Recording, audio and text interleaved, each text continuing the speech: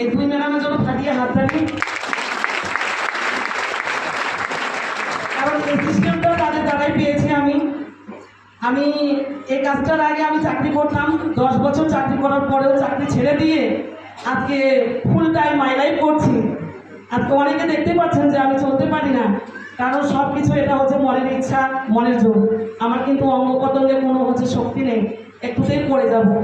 তো এই সিস্টেমে যে আমি একটা মানুষের জন্যই আমি দাঁড়িয়ে আছি, কারণ ওই দিদি ভাইয়ের দ্বারাই তো আমি এই কাজটা পেয়েছি, কিন্তু সাহস হয়েছিল না যে আমি কাজটা করব, আমি কাজটাতে এগোবো।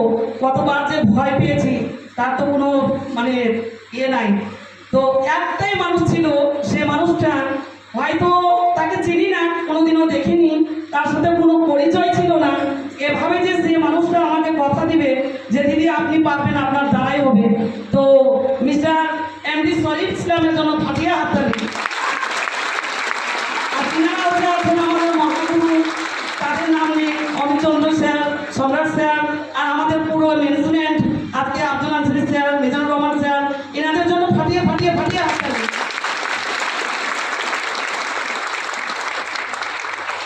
আজকে এত বড় যে আমি মঞ্চ পাবো, এত বড় আমি প্ল্যাটফর্ম পাবো, আর এত বড় ইন্ডাস্ট্রিতে কাজ করবো, এটা আমার ধারণার বাইরে।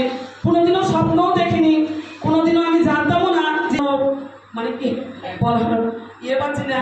তো যে বা হোক, আমার কিছু ব্যাকগ্রাউন্ডে বলি যে আমি কিভাবে এখানে আসলাম, কি করলাম। যখন আমি ডগে কাজ করতাম তখন আমি সাইকেলে রান করতাম। আমার বাড়ি থেকে বারণঘাট 15 কিলোমিটার, প্রত্যেকটা দিন আমি সাইকেলে রান করতাম। আজকে এই সিস্টেমে আসে আর আমাকে হাঁটতে হয় না। সাইকেল কোন জায়গাতে কি হয়েছে আমি তাও জানি না। এখন আমি বাইকে চলাফেরা করি, এখন বাইকেই চলি, নিজের স্কুটি আছে, স্কুটিতে যাই। কারণ এমন কষ্টের জীবনগুলো পার হয়েছে, কষ্টের দিনগুলো পার হয়েছে বলে বোঝাতে পারবো না। আজকে আমি একটা অদ্ভুত একটা মানুষ ছিলাম।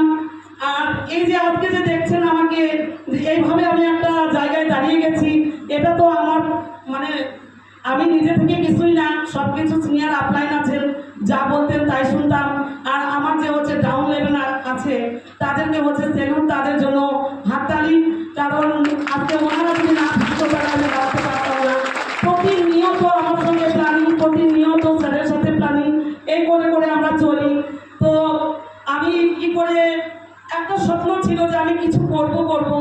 আর যখন আমি বাড়িতে ছিলাম চাকরির আগে, তাও আমি কিন্তু মানুষের সাথে অত মিশতাম না, মানুষের সাথে কথা বলতাম না, অদ্ভুত একটা মানুষ ছিলাম।